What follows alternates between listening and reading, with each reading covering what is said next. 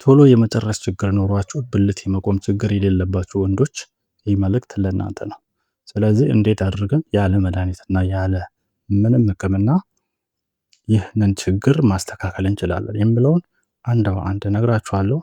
ስለዚህ ይህ ጠቃሚ መረጃ እንዳያመልጣችሁ ቪዲዮውን እስከ መጨረሻው እዩት። ከላይ እንደነገርኳችሁ ቶሎ መጨረስ የሚባለው ምንድነው? ግንኙነት ማድረግ ከተጀመረ ከአንድ ደቂቃ በታች የዘር ፈሳሽ መፍሰስ ሲሆን አንዳንዴም የተወሰኑ ወንዶች ግንኙነት ሳይጀምሩ በመተሻሸት ሂደት ላይ ወይም ሴቶች ጋር በሚነካኩበት በሚሳሳሙበት ሰዓት ላይ መጨረሻ እነዚህ ውስጥ ይካተታል። ሰላማችሁ ይብዛ የዚህ ቻናል ተከታታዮች። ለዚህ ቻናል አዲስ ሲሆናችሁ ሰብስክራይብ ማድረግ እንዳትረሱ።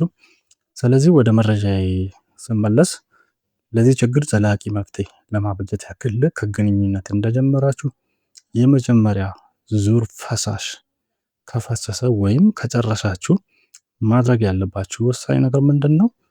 በዛው መቀጠል ነው። በዛው መቀጠል ሲባል ልክ ማድረግ ከጀመራችሁበት ቴምፖ መቀጠል ያስፈልጋል። ይህም ለምንድን ነው? ብልታችሁ እንዳይፈሰፈስ ጥንካሬውን እንዳያጣ ያደርጋል። አንደኛ ዙር ከጨረሳችሁ በኋላ ቢያስጠላችሁ እንኳን ለትንሽ ሰኮንድ ነው የሚያስጠላችሁ። በዛው መቀጠል ለምን ይጠቅማል ካላችሁ ለረጅም ደቂቃ በግንኙነት ውስጥ እንድትቆዩና ሴቷን በወሲብ ለማርካት ያገዛችኋል ማለት ነው። መቼም ሴቷ በአንድ ደቂቃ መርካት የማይታሰብ ነው። ስለዚህ ለሴቷ ስትሉ ይህንን ማድረግ ግድ ይላችኋል ማለት ነው። ግን ይህንን ስታደርጉ እድሜ ማተር ያደርጋል። አንዳንድ ነገሮችም ማተር ያደርጋሉ። አብዛኛውን ጊዜ እድሜያቸው በሀያዎቹና ሰላሳዎቹ መጀመሪያ አካባቢ ከሆነ አንደኛ ዙር ከጨረሳችሁ በኋላ ብልታችሁ ለሁለተኛ ዙር ግንኙነት ቶሎ ዝግጁ ይሆናል።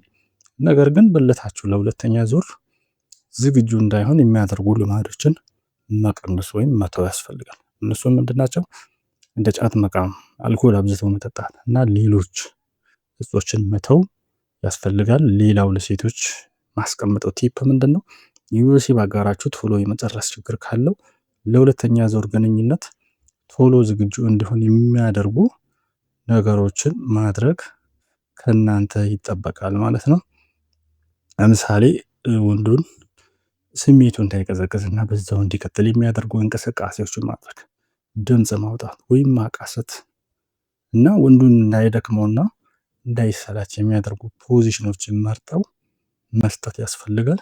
ለምሳሌ ከፍ ያለ ቦታ ላይ ተቀምጣችሁ ወንዱ ቆሞ የሚያደርገውን አይነት ሊሆን ይችላል። ካልሆነ የፍንድድ ወይም የዶጊ ስታይል የምንለውን ፖዚሽን መምረጥ ያስፈልጋል። ወይም ብልታችሁ ወጣ ብሎ ለግንኙነት እንዲያመች የሚያደርግ ፖዚሽን መምረጥ ያስፈልጋል ማለት ነው። ስለዚህ ቶሎ የመጨረስ ችግር ኖሯችሁ ብልት የመቆም ችግር የሌለባችሁ ወንዶች ከላይ ያልኳቸውን ነገሮች ብትሞክሩ እመኑኝ ትጠቀማላችሁ።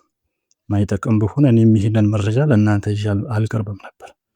ይህንን ነገር ሞክሬ ይጠቅሙኛል የምትሉ ወንዶች ካላችሁ ኮመንት ላይ ሀሳባችሁን አስቀምጡ። ምክንያቱም የእናንተ ሀሳብ ለሌሎች እንዲሞክሩ ይረዳችኋል፣ ያግዛችኋል ማለት ነው። መረጃው እንደሚጠቅማችሁ ተስፋ አደርጋለሁ። ሌሎች እንደዚህ አይነት ቆንጆና ጠቃሚ መረጃ ይዤ እንድመጣ ቻናሌን ሰብስክራይብ፣ ቪዲዮ ላይክ እና ሼር በማድረግ ድጋፋችሁን አሳዩ። በሌላ ቪዲዮ እስከምንገናኝ በሰላም ቆያችሁ።